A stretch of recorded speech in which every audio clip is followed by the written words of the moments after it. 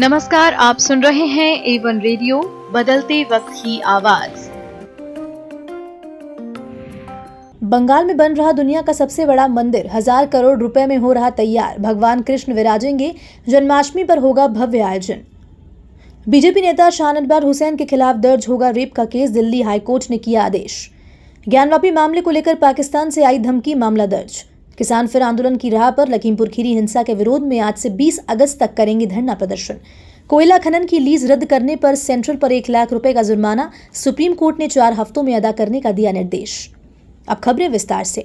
दुनिया के सबसे बड़े मंदिर का निर्माण अब अंतिम चरण में है। पश्चिम बंगाल के नदिया जिले में स्थित मायापुर में इस्कॉन मुख्यालय में साल 2009 से मंदिर का काम चल रहा है। 700 एकड़ में फैला परिसर दुनिया का सबसे बड़ा मंदिर होगा। अब तक सबसे बड़े मंदिर का तमगा कंबोडिया के अंगरकोर वाट के पास है, जो करीब 16 लाख वर्ग मीटर में फैला है।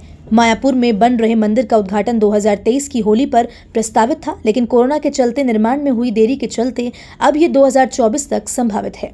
मंदिर की विशालता का अंदाज इसी बात से लगाया जा सकता है कि इसकी नींव 100 फीट की है, यानी कि जमीन में 10 मंजिला इमारत के बराबर।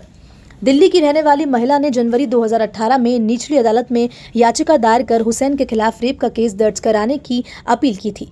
बता दें कि आरोप ये था कि शाह नवाज हुसैन ने छतरपुर फार्म हाउस में उसके साथ दुष्कर्म किया और जान से मारने की धमकी दी। अब इस मामले में दिल्ली हाईकोर्ट ने हुसैन के खिलाफ केस दर्ज करने का आदेश दिया है। इतना ही नहीं, कोर्ट ने पुलिस को इस मामले में जांच 3 महीने में पूरी करने के लिए कहा है। दिल्ली हाईकोर्ट में कहा कि सभी तथ्यों को देखने से स्पष्ट है कि इस मामले में FIR दर्ज करने तक में पुलिस की ओर से पूरी तरह से अनिच्छा नजर आ रही है।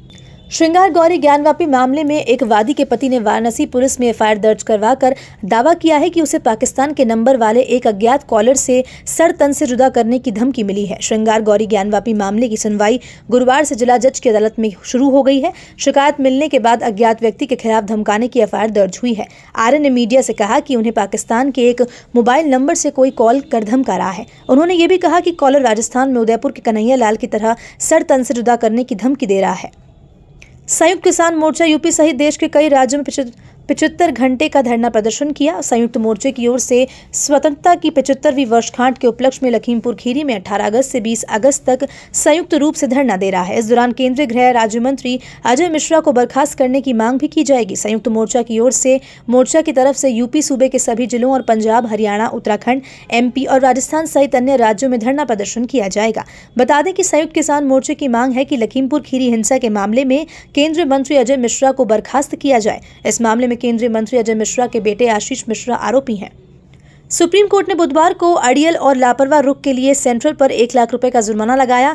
इस रुख के कारण निजी कंपनी BLA इंडस्ट्रीज को 1997 में मध्य प्रदेश में वैध तरीके से आवंटित कोयला ब्लॉक रद्द हो गया था। सुप्रीम कोर्ट ने यह भी कहा कि केंद्रीय कोयला मंत्रालय निजी कंपनी की तरफ से खदान से निकाले गए कोयले पर अतिरिक्त शुल्क के भुगतान के दावे की हकदार नहीं थी। कोर्ट ने कहा कि केंद्र के इस प्रकार के दावे को खारिज किया जाता है। सुप्रीम कोर्ट ने मामले में सेंट्रल को विधि खर्च के रूप में कंपनी को 4 हफ्ते के भीतर 1 लाख रुपए देने का निर्देश दिया। कोर्ट ने वकील ML शर्मा की एक जनहित याचिका पर फैसला करते हुए 2014 में कहा था कि केंद्र द्वारा गठित निगरानी समिति के सिफारिशों के अनुसार 14 जुलाई 1973 के लिए कोयला ब्लॉक का पूरा आवंटन मनमाना और दोषपूर्ण है।